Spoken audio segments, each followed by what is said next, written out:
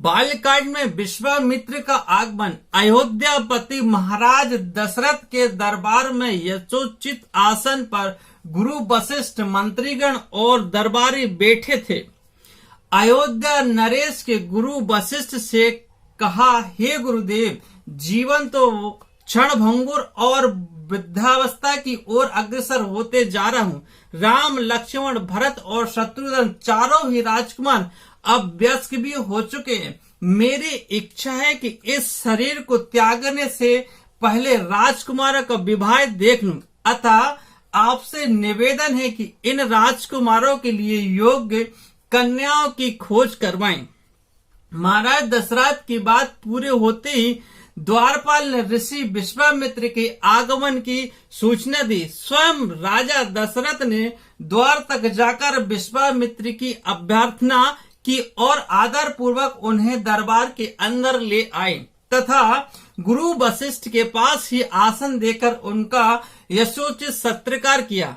कुलक्षेम पूछने पर के पश्चात राजा दशरथ ने विनम्र वाणी से ऋषि विश्वामित्र से कहा कि हे मुनि श्रेष्ठ, आपके दर्शन से मैं कृतार्थ हूँ तथा आपके चरणों की पवित्र धूल से यह दरबार और संपूर्ण अयोध्यापुरी धन्य हो गई।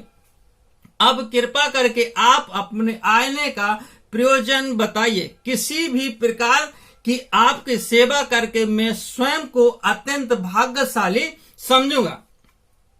राजा के विनयपूर्ण वचनों को सुनकर मुनि विश्वामित्र बोले, हे राजन, आपने अपने कुल की मर्यादा के अनुरूप ही वचन कहे।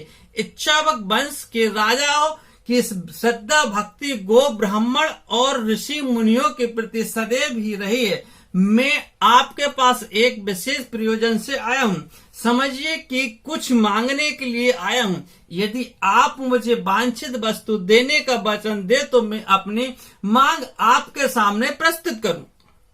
आपके वचन न देने की दशा में बिना कुछ मांगे ही वापस लौट जाऊंगा। महाराज दशरथ ने कहा, हे ब्रह्मर्षि, आप निसंकोच अपनी मांग रखें। संपूर्ण विश्व जानता है कि रघुकुल के राजाओं का वचन ही उनकी प्रतिज्ञा होती है। आप मांग तो मैं अपना शीश काटकर भी आपके चरणों में रख सकता हूँ। उनके इन वचनों के आश्वस्त ऋषि विश्वामित्र बोले, राजन, मैं अपने आश्रम में एक यज्ञ कर रहा हूँ। इस यज्ञ को पूर्णाहुति के समय मारीच और सुबाहु नाम के दो राक्षस आकर रक्त, मांस आदि अपवित्र वस्तुएं यज्ञ वेदी में फेंक देते हैं। इस प्रकार यज्ञ पूर्ण नहीं हो पाता। ऐसा वे अनेक बार कर चुके हैं। मैं उन्हें अपने तेज से श्राप देकर नष्ट भी नहीं कर सकता, क्योंकि यज्ञ करते समय क्रोध करना वर्जित है। मैं जानता हूं कि आप मर्यादा का पालन करने वाले ऋषि मुनियों के हितैषी एवं प्रज्वल वात्सल राजा हैं। मैं आपसे आपके ज्येष्ठ पुत्र राम को मांगने के लिए आया हूं, ताकि वह मेरे साथ जाकर राक्षसों से मेरे यज्ञ की रक्षा कर सके और मेरा यज्ञानुष्ठान निर्विघ्न पूर्ण हो सके। मुझे पता है कि राम आसानी से उन दोनों का संहार कर सकते हैं। अतः केवल 10 दिनों के लिए राम को मुझे दीजिए। कार्य पूर्ण होते ही मैं उन्हें सकुशल आपके पास पहुंचा दूंगा। विश्वामित्र की बात सुनकर राजा दशरथ को अत्यंत विषाद हुआ। ऐसा लगने लगा कि अभी वो मूर्छित हो जाएंगे। फिर स्वयं को संभाल कर उन्होंने कहा, मुनिवर राम अभी बालक है। राक्षसों का सामना करना उसके लिए संभव नहीं होगा। आपके यज्ञ की रक्षा करने के लिए मैं स्वयं ही जाने को तैयार हूँ।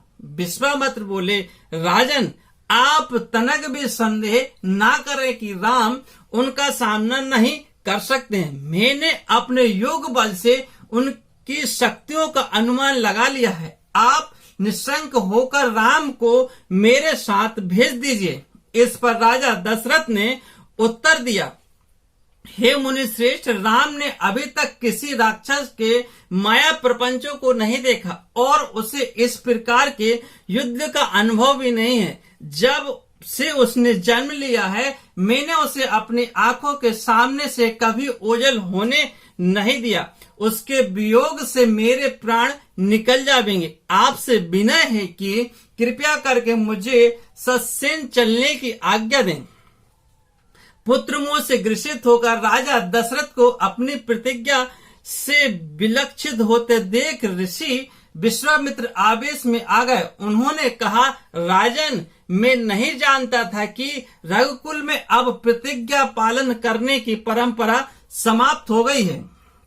यदि जानता होता तो मैं कदापि नहीं आता। लो, मैं अब चला जाता हूँ। बात समाप्त होते ही उनका मुख क्रोध से लाल हो गया। विश्वामित्र को इस प्रकार से क्रुद्ध होते देख कर दरबारी एवं मंत्रीगण भयभीत हो गए और किसी प्रकार से अनिष्टि की कल्पना से वे कांप उठे। गुरु वशिष्ठ ने राजा को समझाया, हे राजन, पुत्र मोह में ग्रसित होकर रघुकुल की मर्यादा, प्रतिज्ञा पालन और सत्यनिष्ठा को कलंकित मत कीजिए। मैं आपको परामर्श देता हूं कि आप राम के बालक होने की बात को भूलकर एवं निशंक होकर राम को मुनिराज के साथ भेज दीजिए। महामुनि अत्यंत विद्वान, नीति निपुण और अस्त्र शस्त्र के ज्ञाता हैं। मुनिवर के साथ जाने से राम का किसी प्रकार से अहित नहीं होगा। हो सकता उल्टे वे इनके साथ कर शस्त्र और शास्त्र विद्या में अत्यंत निपुण हो जाएंगे तथा उनका कल्याण ही होगा। गुरु वशिष्ठ के वचनों से आश्वस्त होकर राजा दशरथ ने राम को बुला भेजा। राम के साथ साथ लक्ष्मण भी वहां चले आए। राजा दशरथ ने राम को ऋषि विश्वामित्र के साथ जाने की आज्ञा दी। पिता की आज्ञा शिरोधार्य करके राम के मुनिवर के साथ जाने के लिए तैयार हो गया। जाने पर लक्ष्मण ने ऋषि विश्वामित्र के साथ चलने के लिए प्रार्थना की और अपने पिता से भी राम के साथ जाने के लिए अनुमति मांगी। अनुमति मिल जाने पर राम और लक्ष्मण सभी गुरुजनों से आशीर्वाद लेकर ऋषि विश्वामित्र के साथ चल पड़े।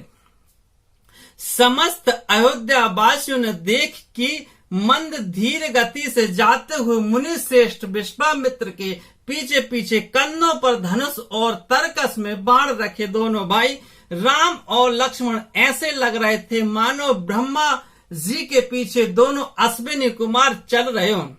अद्भुत क्रांति से युक्त दोनों भाई गोह की त्वचा से बने दस्ताने बने हुए, हाथों में धनुष और कटी के तीक्ष्ण धारण वाली कृपाण से शोभायमान हो रही थी। ऐसा प्रतीत होता था मानो स्वयं स्वर ही शरीर धारण करके चला आ रहा हो। लता बिपटों के मध्य से होते हुए 6 कोस लंबा मार्ग करके वे पवित्र सरयू नदी के तट पर पहुंचे। मुनि विश्वामित्र ने स्नेह युक्त मधुर वाणी में कहा कि हे बस, अब तुम लोग सरयू के पवित्र जल से आचमन स्नान आदि करके अपनी थकान दूर कर लो, फिर मैं तुम्हें प्रशिक्षण दूंगा। सर्वप्रथम मैं तुम्हें बला और अतिबला नामक विद्याएं सिखाऊंगा। इन विद्याओं के विषय में राजा के द्वारा जिज्ञासा प्रकट करने पर ऋषि विश्वामित्र ने बताया कि ये दोनों ही विद्याएं असाधारण हैं। इन विद्याओं में पारंगत व्यक्तियों की गिनती संसार के श्रेष्ठ पुरुषों में होती है। विद्वानों ने इन्हें समस्त विद्याओं की जननी बताया है। इन विद्याओं को प्राप्त करके तुम भूख और प्यास पर विजय पा जाओगे। इन तेजोमय विद्याओं की सृष्टि स्वयं ब्रह्मा ने की है। इन विद्याओं को पाने का अधिकारी समझकर मैं तुम्हें इन्हें प्रदान कर रहा हूँ।